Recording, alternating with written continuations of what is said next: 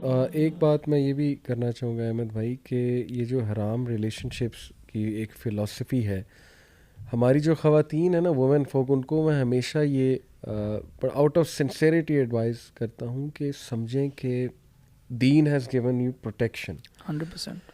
And without following your दीन, if you will go to that path, जैसे ये relationships हैं या किसी की बातों में आके आप इमोशंस अपने खर्च कर देते हैं।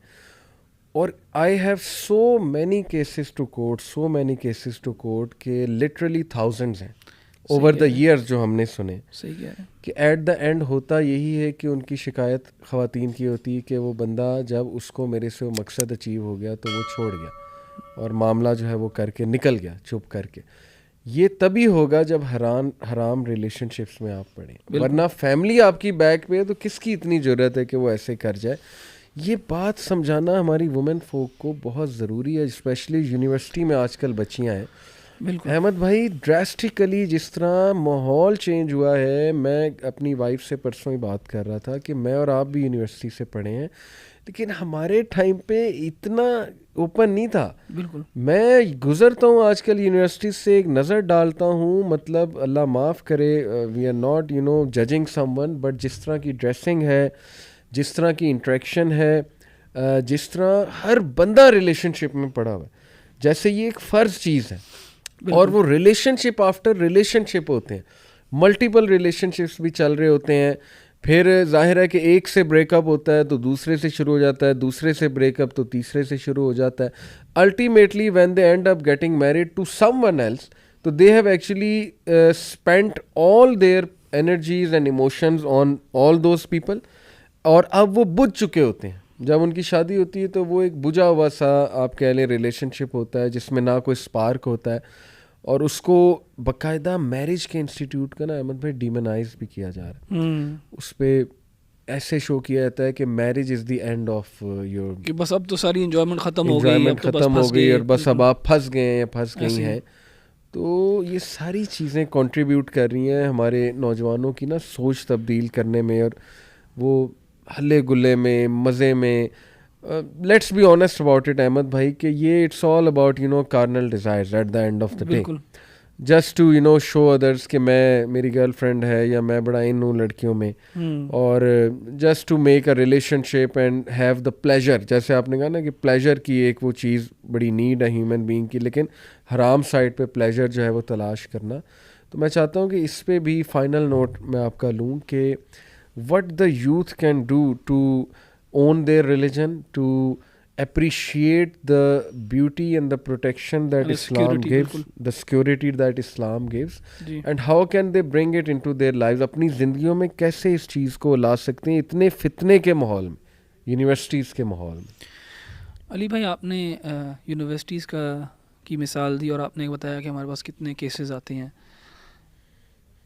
कोई भी इन्वॉल्व है ना, जैसे हमारी ऑर्गेनाइजेशन के अंदर, यूथ क्लब के अंदर ख़ास तौर पे जो स्पीकर्स जितने भी हैं, उनके पास काउंटलेस केसेस आते हैं इस किस्म के, जिधर एक ख़ातून ने इमोशनल इन्वॉल्वमेंट के साथ किसी के साथ इन्वॉल्व हो गई इमोशनली बहुत ज़्यादा, एंड देन शी रियलाइज्ड कि it didn't turn out to be good for her. उसने अपने आप को एक वनरेबल पोजीशन में डाला। सही। यानी वनरेबल पोजीशन में कैसे डाला? अपना गार्ड डाउन किया, और जो भेड़िए हैं ना जो इधर फिर रहे हैं, उन्होंने आके फ़ायदा उठाया। तो देखिए, हमें अपनी ना बहनों को, बेटियों को ये बताने की ज़रूरत है कि वो प्रेशियस हैं, उनको चाहिए अपने आप को वैल्यू करें। सही। अपने आप को वैल्यू करें और अपने आप को किसी को ना दें। No one deserves you for free. सही, सीधी सी जो बात है। And if any one wants to stay with you, they have to give you that commitment. And आपको एक गार्डियन दिया हुआ है, वो आपका पेरेंट है। सही। Specially your father and your mother. बिल्कुल ठीक। They are going to look out for you. इससे ज़्यादा सिंसियर रिलेशनशिप नहीं होता। बाप बेटे का, माँ बेटी का, ये इससे ज़्यादा सिंसियर रिलेशनशिप नहीं होता। जो पेरेंट अपने बच्चे के लिए लुक आउट करता है ना, वो और कोई नहीं करेगा। सही बात। तो एक तो अपने पेरेंट्स को ट्रस्ट करें, और पेरेंट्स को भी मैसेज दूंगा मैं कि वो ओपन होएं अपने बच्चों के साथ, एक अच्छा रिलेशनशिप कायम करें ऑफ ओपननेस।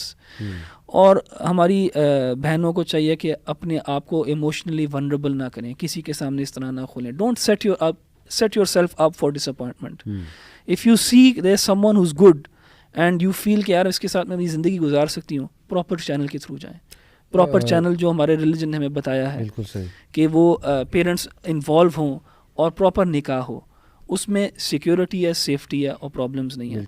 आपको अली भाई पता है हमारे यहाँ भी अब ये प्रॉब्लम शुरू होने लग गए हैं, अबॉर्शन वाले प्रॉब्लम शुरू होने लग गए हैं। अब ये कोई छोटी चीज़ है, वल्लाही बैठ के सोचें हम लोग, ये कोई छोटी चीज़ है कि अब हम कत्ल में इन्वॉल्व हो गए हैं, ठीक है ना। अबॉर्शन जो है वो कत्ल है, ये चीज़ें अब रियलिटी बनती जा रही हैं हमारी सोसाइटी में भी।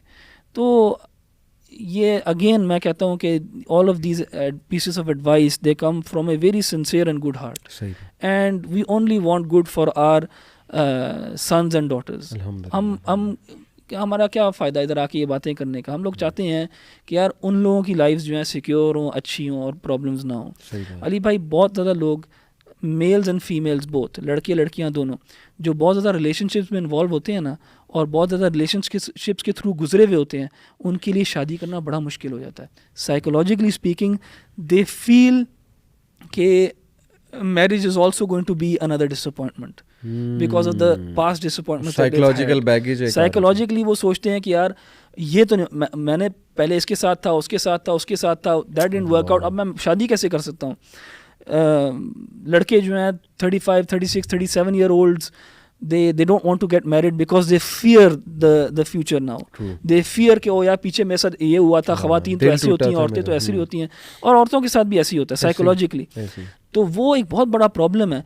एंड जिनकी शादियां हो भी जाती हैं ना, वो भी एक बैगेज लेके आए होते हैं, साइकोलॉजिकल बैगेज के अलावा अफेयर्स में पढ़ने के बड़े चांसेस होते हैं कि पुराना अफेयर निकल आए तो फिर अल्लाह माफ करे, और वो मैरिज में प्रॉब्लम्स क्रिएट करता है।